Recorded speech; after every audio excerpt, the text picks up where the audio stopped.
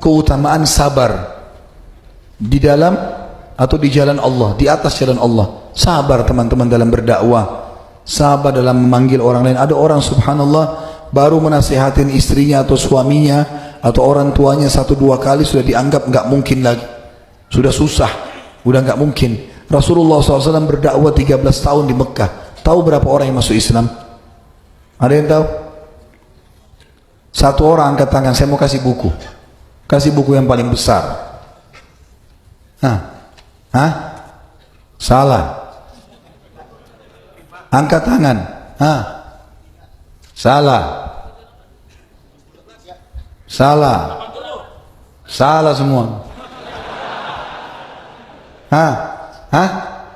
Salah. Lebih sedikit lagi. Lebih banyak dari itu. Salah. La haula wala quwata illa billah. Salah, mau dekat. Wah, 15 lebih sedikit. Hampir, salah. Tadi sudah saya bilang 150 sudah dekat, ente turun 113. Siapa itu yang bilang 153? Mana yang ngomong? Kasih dia buku itu, 153 orang. Ini Riyadhus Shalihin yang paling besar nih.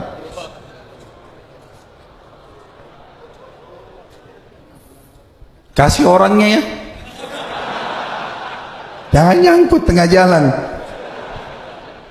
Siapa tuh salah semua tadi. Baik, kita kembali ke masalah tadi. Jadi Nabi SAW sabar 13 tahun berdakwah, yang masuk Islam cuma 153 orang. Jumlahnya dibagi 2 pada saat itu. Ada yang di Mekah, ada yang di Ethiopia. Siapa yang tahu sekarang jumlahnya? Di Mekah berapa, di Ethiopia berapa? Dari 153. Coba. Sebentar, berapa? Ahsan. Ya. 70 yang tinggal di Mekah, 83 yang hijrah. Kasih Minhajul Muslim. Nggak ada gunanya jawaban yang benar man. Nabi SAW sabar pada saat itu. Jadi kita harus sabar. Baru 1 tahun ikut pengajian sunnah, dakwai orang tuanya baru 1 bulan udah putus asa. Jangan putus asa, sabar. Istrinya belum bisa pakai jilbab, dia juga baru ikut pengajian. Sabar dakwah. Sudah saya ceraikan aja Ustaz. Mau nikah sama akhwat yang lain. Dakwah. Siapa suruh dulu nikah dia tidak pakai jilbab? Sabar dakwah. Nabi Nuh AS berdakwah di dakwah istri. Nabi Lut juga sampai mereka mati. Sabar dakwah. Jangan buru-buru. Itu perlu. Allah subhanahu wa ta'ala menyebutkan masalah fadilah sabarin. Orang kalau disiksa teman-teman sekalian, ingat Nabi SAW dikatakan penyair, dikatakan penyihir, dilemparin kotoran unta di leher beliau, sabar. Bilal tadi disiksa, apa yang terjadi teman-teman sekalian? Kita kalau dikorek kulit kita sedikit aja sama peniti atau sama pisau kecil sudah kesakitan. Gimana kayak Bilal tadi? Tapi tidak peduli, ahad, pokoknya sabar. Allah menyebutkan tentang masalah sabar banyak dalilnya. Saya angkat beberapa saja. Di antaranya surah Az-Zumar. Surah nomor 39 ayat 10. A'udzu billahi minasyaitonir rajim. Qul ya ibadiyalladzina taqaw. Qul ya ibadiyalladzina amanu taqu rabbakum. Lilladzina ahsanu fi hadhihi dunya hasanah wa ardullahi wasi'ah. Innama yuwaffas sabiruna ajrahum bighairi hisab. Katakanlah hai Muhammad kepada hamba-hambaku yang telah beriman, mereka bertakwa kepada Allah, patuh. Setiap orang di antara kalian yang berbuat kebaikan, kepatuhan di muka bumi ini, niscaya dia akan mendapatkan pahalanya. Dan bumi Allah luas. Kalau susah beribadah satu tempat, pindah tempat lain. Sesungguhnya orang-orang sabar akan mendapatkan balasan yang tidak ada hisapnya. Tidak ada hisapnya. Dalil yang kedua, surah An-Nahl, surah nomor 16 ayat 96. A'udzu billahi minasyaitonir rajim. Ma indakum yanfad wa ma indallahi baq. Wa lanajziyanna alladhina sabaru ajrahum bi ahsani ma kanu ya'malun. Apapun yang kalian miliki di dunia akan hilang, kalian akan tinggalkan. Dan apa yang dimiliki oleh Allah, yang Allah janjikan di akhirat pasti kekal. Dan pasti kami akan membalas orang-orang yang sabar mengejar apa yang Allah janjikan itu. Kami balas pahala mereka dengan lebih baik dari apa yang telah mereka lakukan. Nabi SAW bersabda dalam hadis riwayat Muslim, as-sabrun nur, as-sabru nur. Sabar itu cahaya kehidupan.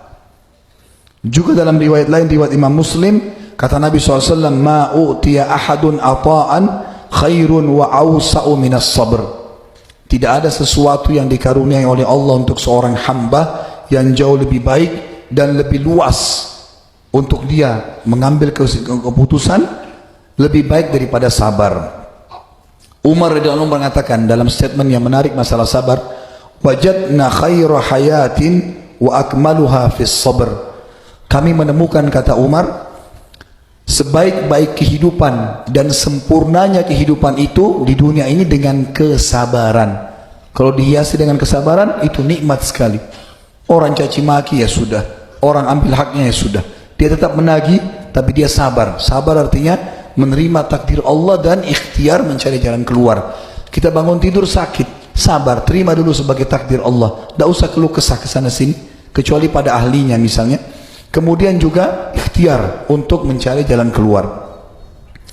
Kata Ali bin Abi Thalib radhiyallahu anhu, mathalus sabr minal iman kamathalir ra'si minal jasad. Perumpamaan sabar itu dari keimanan seseorang seperti ibaratnya kepala dari jasad. Jadi kalau antum tidak bisa sabar teman-teman sekalian dalam menghadapi cobaan-cobaan hidup, antum seperti manusia tidak berkepala. Ini statement Ali yang sangat mulia supaya orang fahami. Artinya cobaan akan datang, lalui dengan kesabaran. Sabar sekali lagi, terima takdir Allah dan ikhtiar, cari jalan keluarnya. Al-Hasan al-Basri mengatakan rahimahullah tentang sabar, as-sabru gina wa la yu'tihi Allahu illa ibadihil mukramin. Sabar itu kekayaan, harta yang luar biasa, dan Allah tidak berikan kecuali hamba-hambanya yang dimuliakan.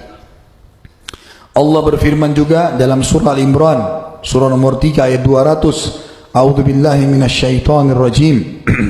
Ya ayyuhalladzina amanu isbiru wasabiru warabitu wattaqullaha la'allakum tuflihun. Hai orang beriman, sabarlah, kuatkan kesabaranmu itu, ekstra. Dicaci maki, ekstra sabar, ekstra tahan diri.